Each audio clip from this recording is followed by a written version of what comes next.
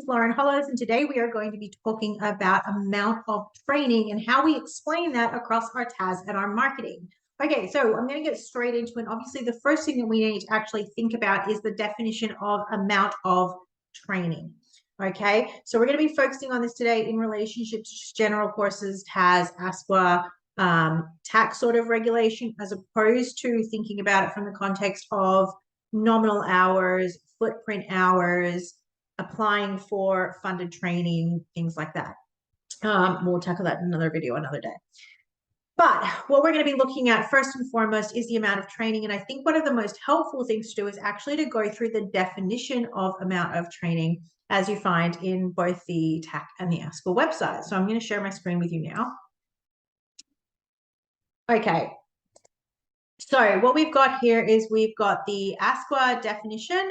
So training as defined in the standards. So training comprises the formal learning activities you provide to a student and includes all of the supervised or specified activities documented in your training and assessment strategy.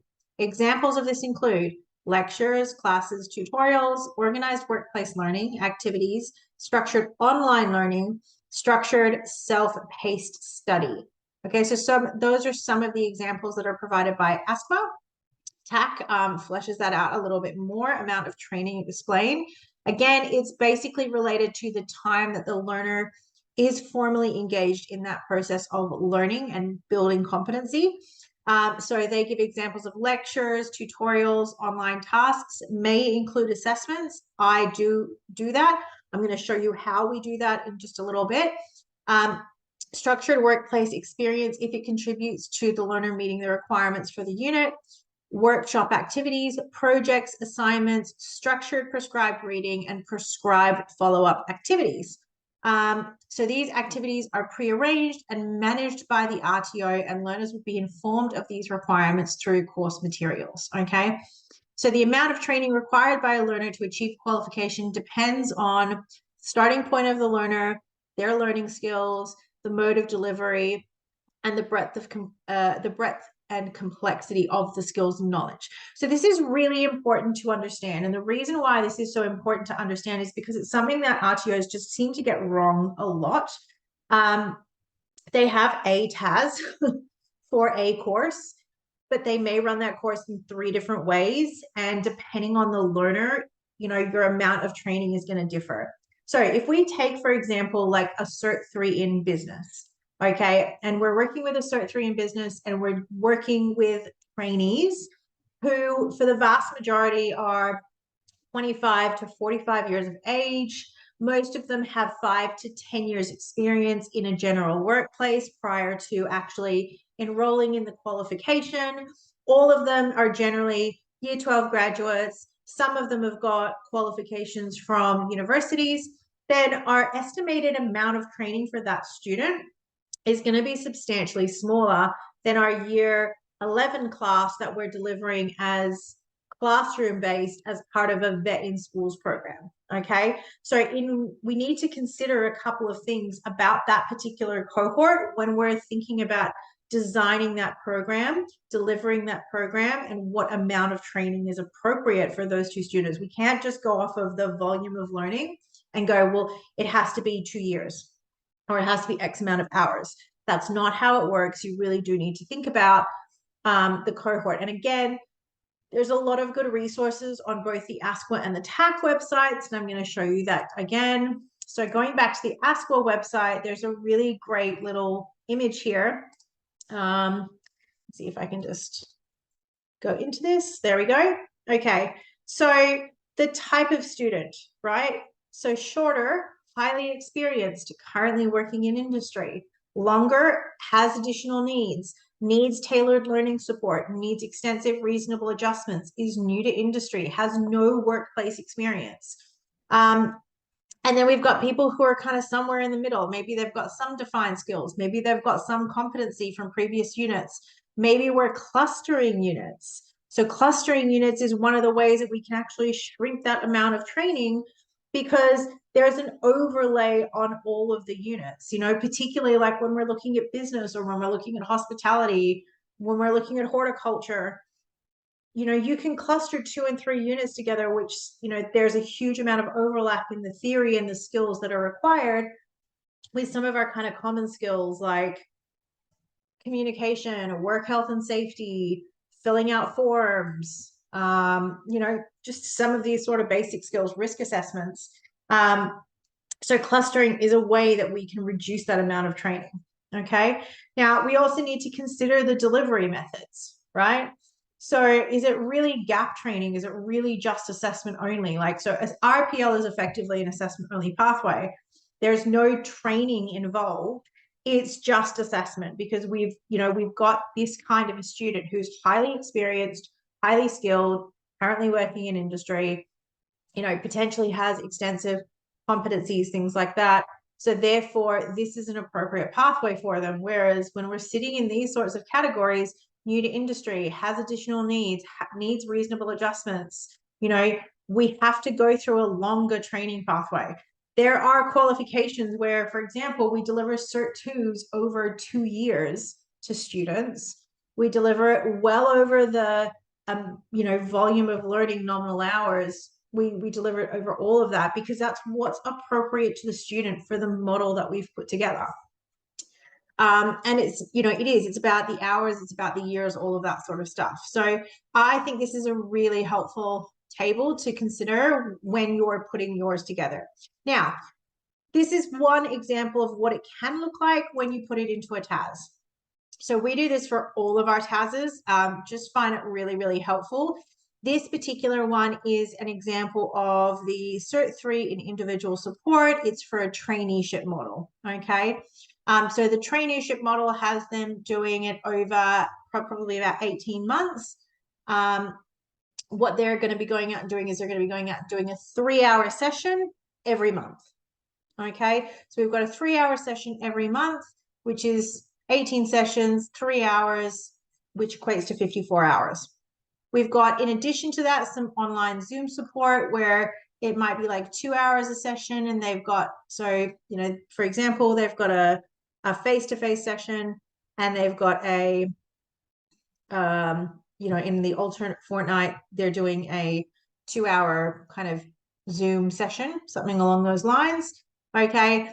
That might also incorporate, like, just in general, the type of trainer support that we would be providing. So, you know, calls to the trainer, questions to them, emails to them, you know, the going back and forth, you know, and that equates to about 36 hours across the total qualification. We've also got self-study, and we're going to go into a lot more detail in a separate video as to what self-study looks like, but we've approximated that at 8 hours a month, 2 hours a week. And that equates to 144 hours across the qualification. Then we've got our workplace learning. And for this particular one, so in our Cert 3 in individual support that we've written, we've actually got a really comprehensive workplace industry placement book that the students fill out as they're going through over time. So they're doing a lot of, you know, quite regular reflections. They're regularly documenting their, you know, their interactions with the clients, the interactions with the clients' families, you know, incidences that occur, all of these things that kind of align and build into that full sort of competency of the student.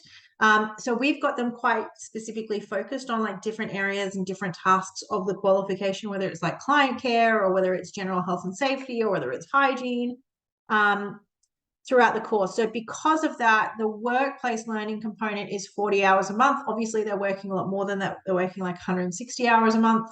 But we've got that focused on like workplace learning, coaching, things like that, because we know that these guys all have got mentors in the workplace as well. So that equates to 720 hours. So the total of that is 954 hours. Now, we do break that down because that way it is very clear what the RTO is providing, what the student is expected to do, and where the learning is occurring. Like you and a performance assessor is not going to look at that and be like, okay, so how are you delivering this? And then further down, we then break that down per month, exactly what this looks like. So how does this work, you know, at a unit level? How does this work on a month by month basis? And we've provided that explanation, obviously, above as well at like just a high level. So understanding every individual differs in their abilities, and that's key because obviously you are going to have a lot of people that, you know, will go from as little as 12 to like 2 full years. But generally we're structuring it around the 12 to 18 month mark. There is a significant amount of workplace training, but that's obviously very structured. So we've kind of just provided that breakdown. And then, as I said, when we go down below, we've got a full table that then breaks that out unit by unit, month by month, how that training sort of works. And then we also provide a justification for like self-study hours. So there's a lot of research and things that go into looking at, you know, how much. So Accelerate is a system where it allows you to like collect and collate feedback from the students. And in addition to your AQTF that you should be running, some of the things that we recommend is asking students on a fairly regular basis, how many hours are you studying outside of class? You know, how many hours of study are you are you undertaking for this qualification? You know, break down in your workplace how often you participate in meetings, how often you do this, how often you do this, like, and of these things, you know, how much of your time does that take up in a workplace? One that's really helpful for like determining self-study and to actually show that you've got a process to determine self-study, but also it means that you can really focus on what areas the students are doing on a day-to-day basis. So do they actually need coaching in those areas, or like they've got that covered? These are the things that they need the support on. So that's part of your kind of your industry consultation and things like that. So that's what goes into a TAS. And then when we start to look at the marketing side of it, in a really plain, clear way, you need to then provide that information to the students. So the things that I always say to students are like, quite often we'll see courses that are like, oh, you know, the course is 5 days. Okay. How does that play out? You know, like, is it 1 day a week over 5 weeks? Is there pre-study that has to be done beforehand? Is there assessments that have to be done afterwards? So a student might look at that and go, oh, cool. I start on the Monday, I finish on the Friday, and I'm all done and dusted. But then when they go into it, it's like, oh, well, actually, it's over 5 weeks or 10 weeks.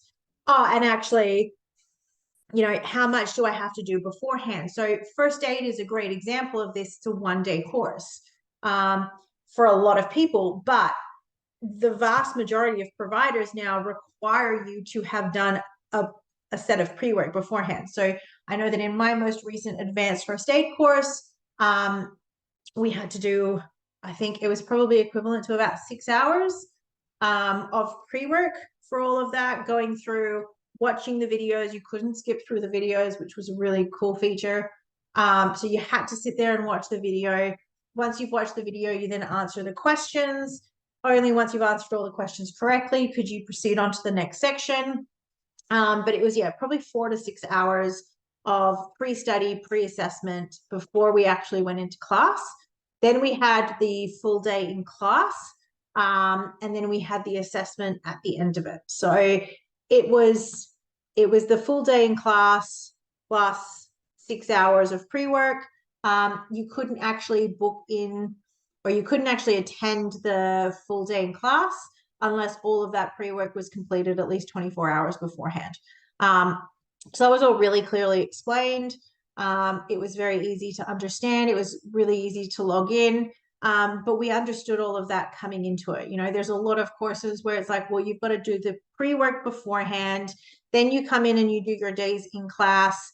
It may be that between each of those days in class, as they do with a lot of the TAE classes, you know, like between class 1 and 2, you have to complete this. Between class 2 and 3, you have to complete this.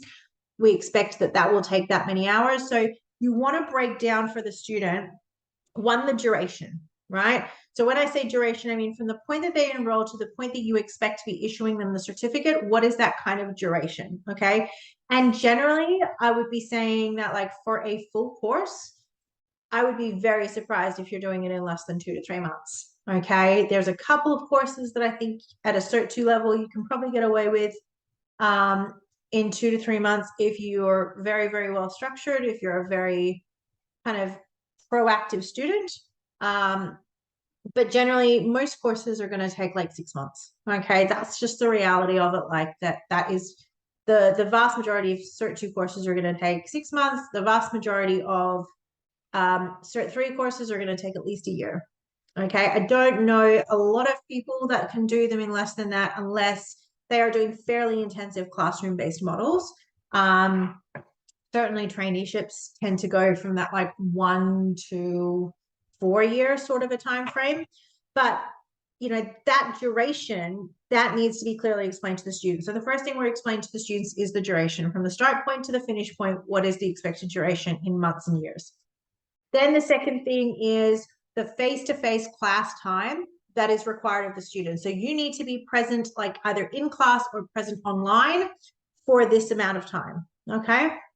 So that's going to be generally in hours or days. And you need to explain when that's going to occur. So 5 full days, 10 full days, 1 day a week for 26 weeks, whatever it's going to be, right?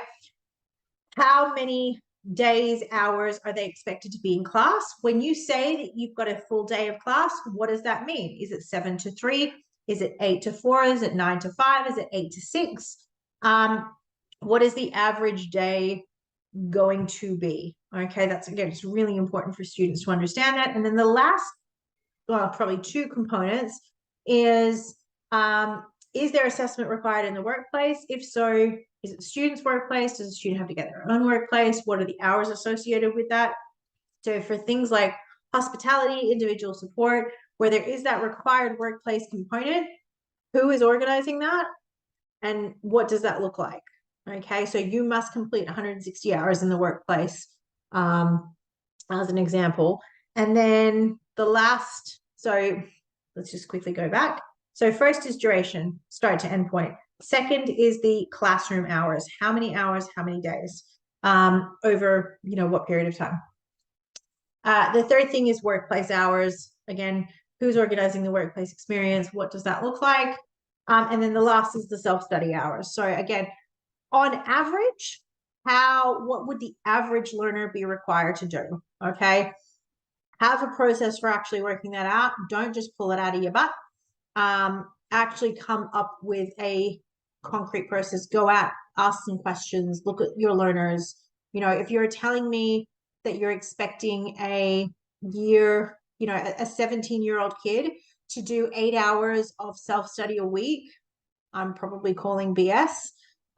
It's just not something that's going to happen. There's very few students who can actually do that, unless that's the only qualification that they're doing, right? And they're doing it online or something like that. But for the vast majority, it's just not realistic.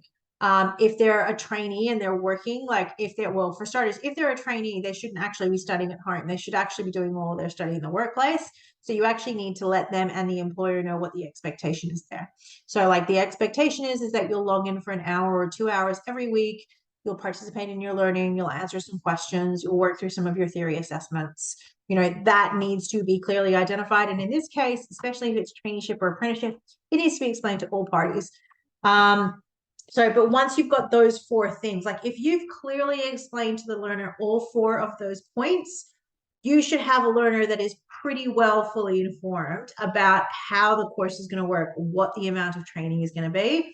If you're getting learners coming back going, I didn't know I had to do this beforehand. I didn't know I had to do this afterwards. You know, I thought I was signing up for a 5-day course and I've been enrolled for 4 months now and like I've only gotten 1 unit done. There's a gap somewhere in your process. So 4 areas: duration, classroom training, workplace training, and self-study. Actual amounts for all of those days, hours, things like that.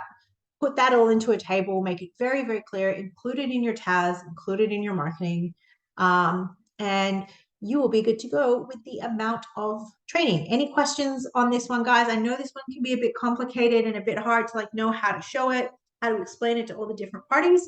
But any questions, as per usual, drop them in the comments below. I'm more than happy to answer them. Feel free to email as well, lauren@annawire.org. If you need any help with this, just let me know. What are your thoughts on it? I'm really interested to know how other people document their amount of training, how they determine their amount of training, how they explain their amount of training. Really interested to hear what you guys think on that. Hope you have a great day. My name is Lauren Hollows for NOI Education Services.